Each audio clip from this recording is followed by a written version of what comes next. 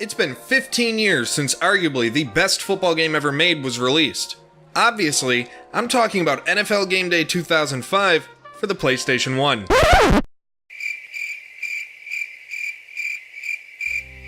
Alright, I'm kidding. I'm actually talking about NFL 2K5. You know, the game mentioned in the title of this video. Did you really think we'd tease something in the title only to give you the exact opposite in the video itself? Who do you think we are? Anyway, the sixth and final installment of the NFL 2K franchise, NFL 2K5 took the sports gaming world by storm when it launched on July 20th, 2004 for a measly $20. But don't let that cheap price tag fool you, because NFL 2K5 was a damn good game. With a fun franchise mode and features galore, there was so much to do in the game that it was impossible to ever find yourself bored with it. It even ranked in Time Inc.'s 50 best video games of all time, right up there with the likes of Pong, Call of Duty, Portal 2, and other classic titles. We've had 15 years to play and digest everything there is to know about NFL 2K5, but there may be some things that you either don't remember about the game, or you just didn't know. I'm Mike from Sports Gamers Online, and these are 25 facts about ESPN NFL 2K5. Before we begin, we publish new videos daily, so be sure to subscribe and turn on your notifications to be alerted whenever a new video goes live.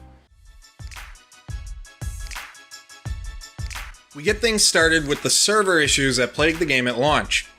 Now, despite the hype and buzz, it wasn't necessarily the smoothest of launches for the game, as Sega dealt with a number of angry players thanks to a glitch in the online play of both the Xbox and PS2 versions of the game. The glitch caused login issues on both systems as well as crashes when trying to challenge other players. But Xbox Live users had to deal with the worst of the problems, and in order to fix the issue, they had to reset their console if they initiated or received 4 or more challenges if they wanted to be able to continue to send and receive game invites in that play session. That problem wasn't fixed until nearly a month after the game's release. NFL 2K's partner, the NFL, wasn't very happy about the game's price tag of $20.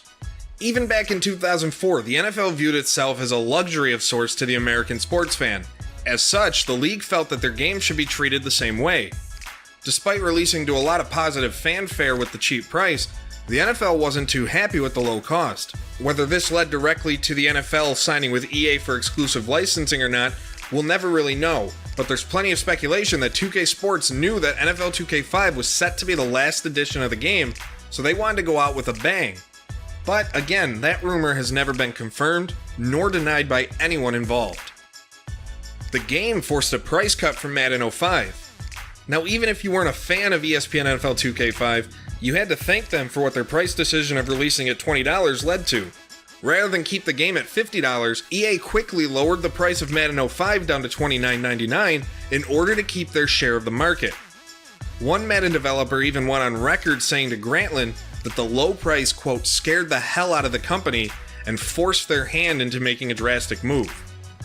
Unfortunately, the price cut for Madden only lasted that year, as it was back up to its full $50 price tag when Madden 06 launched the following summer. NFL 2K5 was the earliest NFL 2K release in the series. Now, Madden 20 is launching this year, not counting early access, on August 2nd.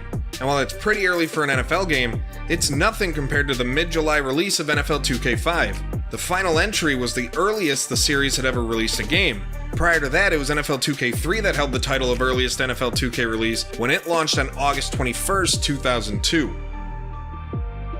NFL 2K5 was the best-selling game in the series at 4.25 million copies sold.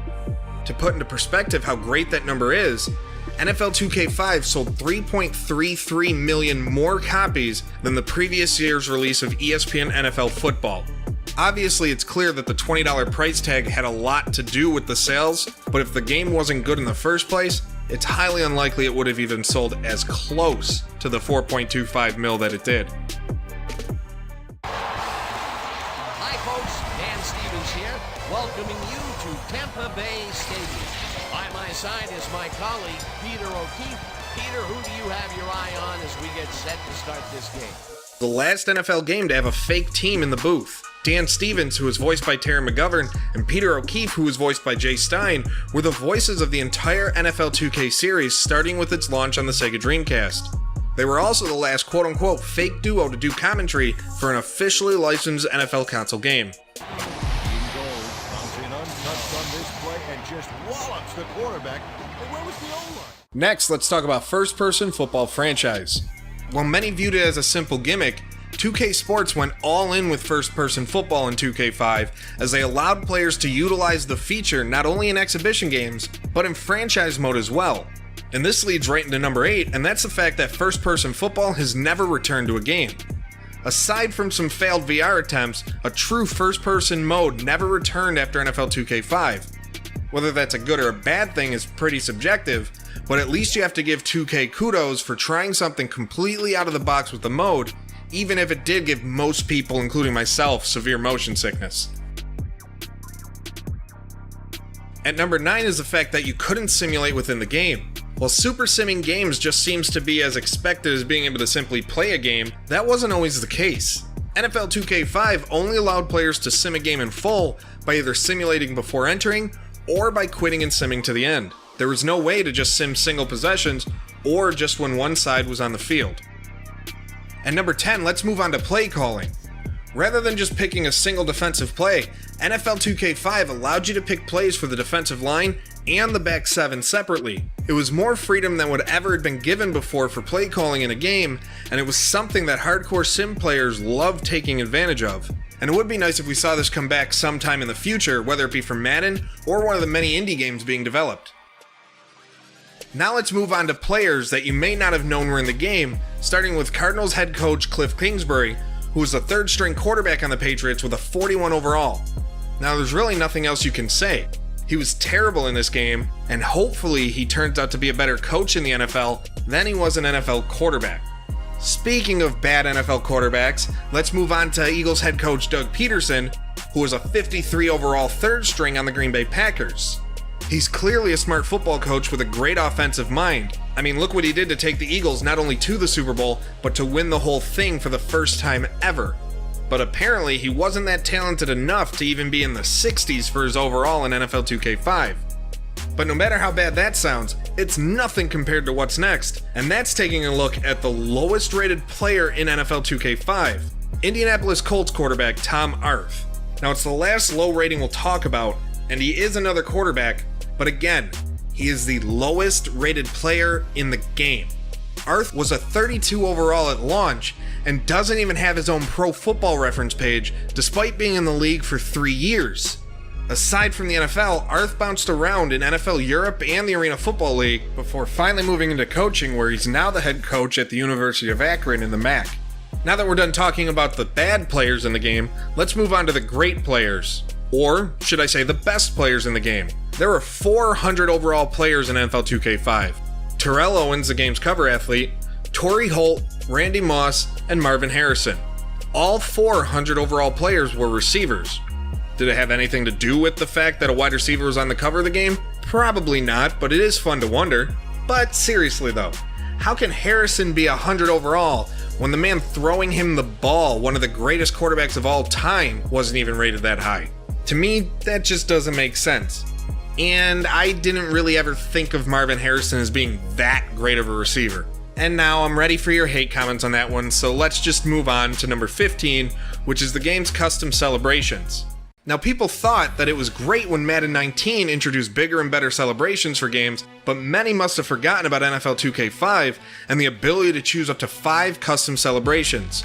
Ranging from the Cabbage Patch to Warren Samp's signature bounce dance, there were so many to choose from that you just never were able to keep the same 5 for more than a game or two. And let's stick with customization for a second and talk about the fact that you were able to add custom stadium music to 2K5 if you had an original Xbox. It was pretty much a dream come true for any of us who wanted to utilize the Xbox ripping system, and here's some Metallica as you're able to kick off to start a game or after a touchdown. Or maybe you just go cliche and add some Welcome to the Jungle by Guns N' Roses or Trick Daddy's Let's Go. As long as we all agree to keep that stupid Seven Nation Army song out of kickoffs. Can we please just retire that already in real life? please. At number 17, NFL 2K5 allowed you to relive classic games in ESPN's 25th anniversary mode. This was one of the best modes that was worth anyone's playthrough, and it was included in the game to celebrate, well, the 25th anniversary of ESPN. ESPN took 25 scenarios from some of the most historic games ever played and turned them into replayable moments to either teach you about the game's history or allow the older generations to play out the moments they remember watching themselves. Games like the Ice Bowl between the Packers and the Cowboys, the Immaculate Reception between the Raiders and the Steelers, and the greatest comeback in NFL history between Buffalo and Houston were all there to relive for yourself. It wasn't that good for more than a single run, but man, when you first played it, it was fun. But that didn't mean the mode was without its issues. And even though it wasn't a big one, it was still a pretty annoying oversight. And that's the Colts collapse typo in the scoreboard that calls the Colts, who were in Indianapolis at this time, Baltimore. It's a pretty crappy way to rub salt in the wounds there, NFL. Though it's not all bad, seeing as the Ravens won a Super Bowl well before the Colts did. I mean, hell, when this game came out in 2004, the Colts hadn't even been to the Super Bowl yet, let alone win it. Next isn't one of the coolest things in this game, but it was a pretty fun time killer for people, and that was the fact that you could play trivia while in your crib. It was a nice way to test your football knowledge with friends or just by yourself if you wanted to play the game, but you wanted to take a little break from the on-field action. Next, let's talk about the historic teams in the games and their ratings fails. Now, they don't really matter in the grand scheme of things, but woof, this was a big mess up. Even though they couldn't use the names of pretty much any legendary player on these teams, it was clear that 2K didn't even want to put any effort into these teams. Legendary players like number 34 on Buffalo, you know, Thurman Thomas, one of the greatest pass-catching running backs in NFL history, and an NFL Hall of Famer, well, he was only a 74 overall. And he went to Clemson, apparently. You know, just like every other player. Cool. Sticking with the classic teams, you can only use up to 2 historic teams at a time in the game. This was because the historic teams took up a custom team slot, and you were only able to have 2 custom teams at once. Unfortunately, to make it worse, you couldn't bring them even into franchise mode, which is a real bummer for anyone who wanted to bring a classic team into the mode, or even go further and do a legendary franchise mode playthrough. At number 22, NFL 2K5 was the first NFL game to allow fantasy drafted teams to be played online in games against the world. If you were tired of taking the same old teams with the same players online against other players, well, NFL 2K5 allowed you to fantasy draft your team's star players for online matchups. Selecting QBs, running backs, wide receivers, defensive linemen, and more, players were able to change the makeup of a number of teams in order to make online gaming more exciting and never the same. I mean, imagine going online in 2K5 and putting Peyton Manning on the Dallas Cowboys or Tom Brady on the Baltimore Ravens. Sounds like it could be fun, huh? Oh yeah, it was. It allowed me as a Bills fan to, pretend I had good players.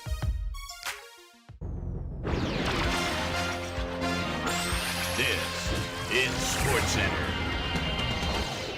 I'm Chris Berman. Let's get straight to the action. Next up is the fact that NFL 2K5 was the only time that Chris Berman was fully featured in a video game. The legendary ESPN studio host and anchor was a big part of NFL 2K5, as he was featured in the pre-show, the halftime show, and the SportsCenter Roundup in franchise mode. Taking you through all the action, a fully rendered Berman provided the same excitement in a video game that he did weekly on ESPN NFL Primetime and Sunday NFL Countdown back then.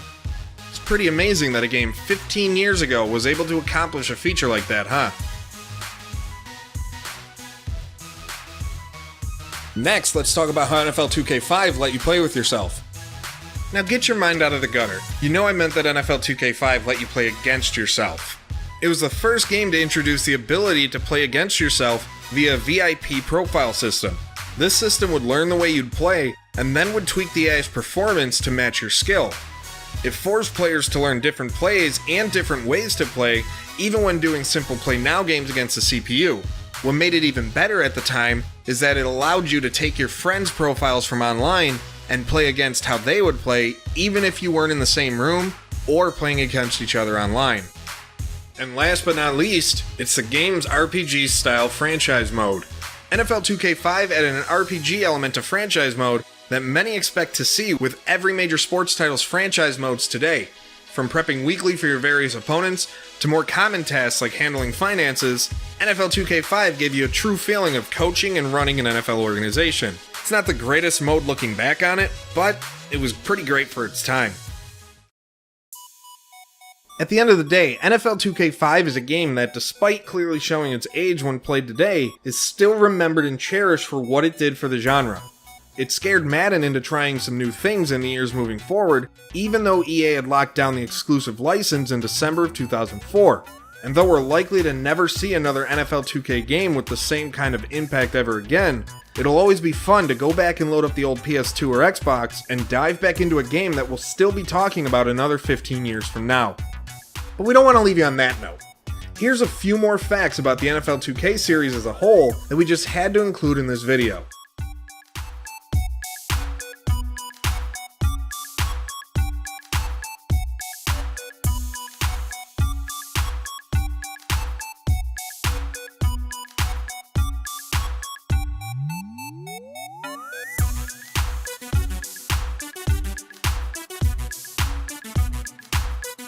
So what did you love most about NFL 2K5 and the NFL 2K series?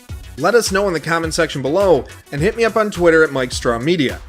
And remember, if you like what we do here, be sure to leave a like on this video, and don't forget to subscribe and turn on notifications. If you want to go further to support SGO and help us grow the network, consider becoming a patron, getting early access to exclusive news and interviews, as well as your chance to submit video topics, take part in live streams, enter patron-only giveaways, and much more.